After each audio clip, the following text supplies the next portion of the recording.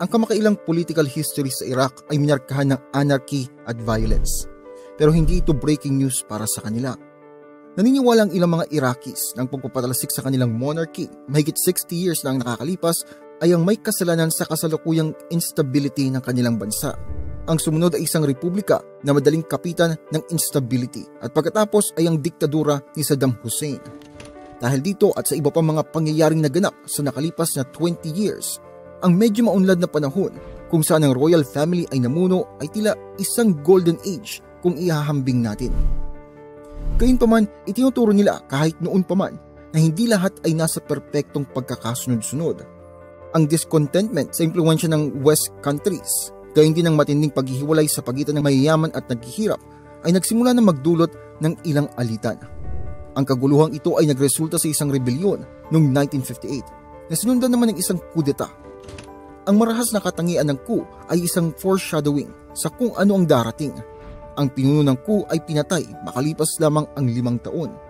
Posibleng parang karma ito kung iisipin na noong 1958 ang kanyang mga kasama ay may pananagutan sa pagkamatay naman ng Iraqi royal family.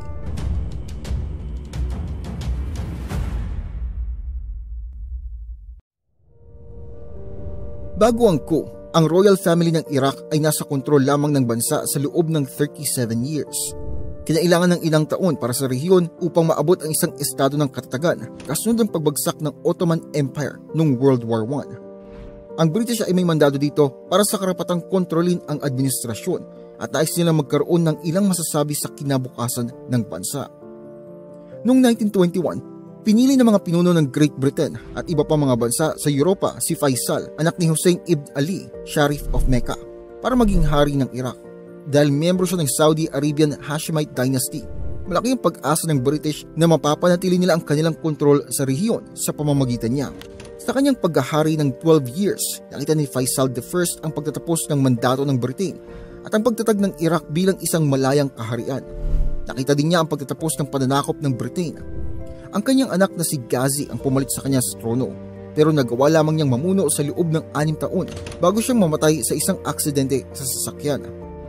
Dahil ang bagong hari, ang anak ni Ghazi na si Faisal II ay 3 taong gulang pa lamang noon. Ang kanyang tiyuhin, si Crown Prince Abdallah, ay nagsilbi bilang regent sa susunod na 15 years. Si Faisal II ang kasalukuyang hari ng Saudi Arabia.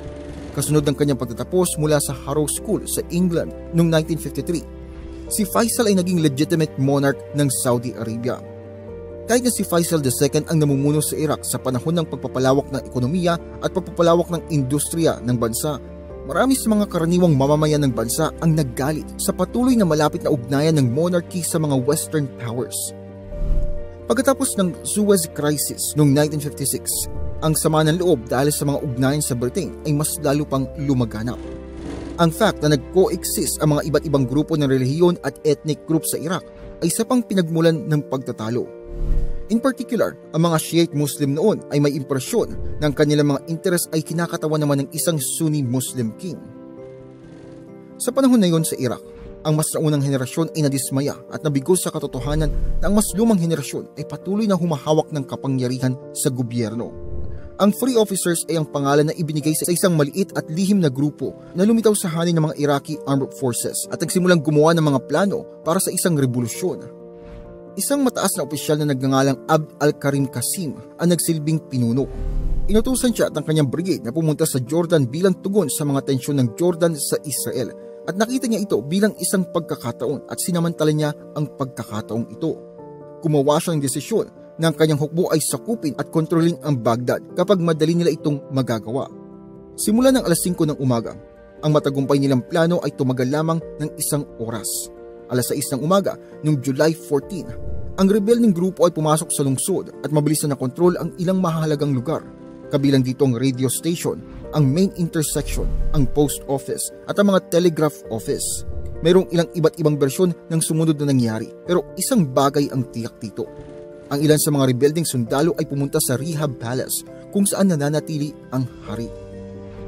Si Juan Romero ay sumulat ng aklat na tinawag na The Iraqi Revolution of 1958, a revolutionary quest for unity and security. Dito, binanggit niyang iba't ibang mga papagkukunan bago dumating sa konklusyon na ang royal family daw ay nakatakas sa palasyo sa pamamagitan ng pagdaan sa likod na pinto pagkatapos simulan ng sundalo ang pagpapaputok dito. Binasa ni Romero ang konklusyon niya sa mga impormasyong nakuha niya naman. Ayon pa sa kanya, pinatigil ang mga ito at pinalibutan ng karagdagang mga sundalong rebelde habang sila ay nasa hardin ng palasyo.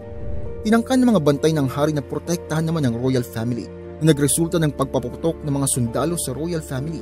Kasama dito ang kanyang tiyuhin, ang Crown Prince na si Abdallah, ang ina ng Crown Prince na si Nafisa at ang kanyang kapatid na babae na si Abadia. Si Faisal II ay isa sa mga biktima na balak patayin.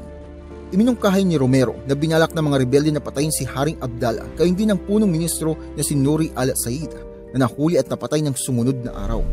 Gayunpaman, sinabi ni Romero na hindi balak ng mga rebelde na patayin ang hari mismo. Sa resulta ng coup, si Qasim at ang kanyang mga alagad ay nagpasimula ng martial law sa buong Iraq. Nagsilbi si Qasim bilang pinuno ng gabinete ng kanyang binuo, bilang karagdagan sa kanyang mga tungkulin bilang defense minister at commander of the national forces. Inorganize sa mga rebelde ang kanilang mga kasamahan sa isang Council of Sovereignty na binubuo ng 3 lalaki na humahalili sa paglilingkod bilang mga pinuno ng estado. Sa kabila nito, napanatili ni Qasim ang malaking kapangyarihan. Mayroong ilang mga civilian sa mga bagong hinirang na Minister of Defense. Ang ilan sa kanila ay mga inosenteng tagamasid lamang. Marami sa kanila ang may paniniwalang nationalist at far-right beliefs. At ang ilan sa kanila ay nagpapakita pa nga ng mga simpatya. Pero nagtataglay sila ng malakas na anti-Western sentiments sa kabila ng katotohanan na marami sa kanila ay nakapag-aral sa West countries. Ang bagong pamahalaan ng Iraq ay nagpahayag na ang bansa nila ay isang republika at idiniklara ang Islam bilang ang opisyal na relihiyon ng kanilang estado. Nais ni Qasim na bigyang diin ang independence ng Iraq sa kabila ng katotohanan na may mga rebelde na may interes sa pan-Arab ideals na tinataguyod naman ng Egyptian President na si Gamal Abdel Nasser. Sa bandang huli, ang mga dibisyon na katulad nito ang nagpabagsak sa bagong pamahalaan at humantong sa pagkakahiwalay sa politika ni Qasim. Noong 1963, ang kanyang pamahalaan ay bumagsak. Ang kinaroroonan ni Prinsesa Hiyam, ang asawa ng Crown Prince na si Abdallah, ay isa sa mga tanong tungkol sa Iraqi coup. Ang isang artikulo mula sa Time Magazine noong July 1958 ay hindi siya nakalista sa mga namatay. Sa kabila ng katotohanan na ilang mga sources kalaunan ay nagtala na siya ay pinatay din ng coup. Ayon sa maraming mga sources na pinagkunan ni Romero, hindi raw pumanaw ang prinsesa bagkus nagtamo lamang ng mga pinsala. Ayon naman sa isang sources na mas in-depth, binaril daw ito sa hita at itinago siya ng isang miyembro ng Royal Guard sa isang silid matapos ay binigyan siya ng paunang lunas. Sinabi naman ni Romero na mahirap itong mangyari na hindi mapapansin ng mga rebelding sundalo at mahirap ang may tama ng baril dahil nga mas mabigat ito at mas mahirap survive. Gayunpaman tinanggap ito ni Romero na isang posibilidad. Matapos ang massacre, hindi alam kung ano ang nangyari sa prinsesa. Sa tulong ng hari ng Iraq at ng Saudi ambassador to Iraq, ang iba pang miyembro ng royal family ay nakarating ng ligtas sa Saudi Arabia. May pagkakataon na ganun din ang ginawa ni Prinsesa Hiyam. Pero again, wala tayong concrete evidence. Kung ano ang nangyari kay Prinsesa Hiyam ay nananatiling misteryo.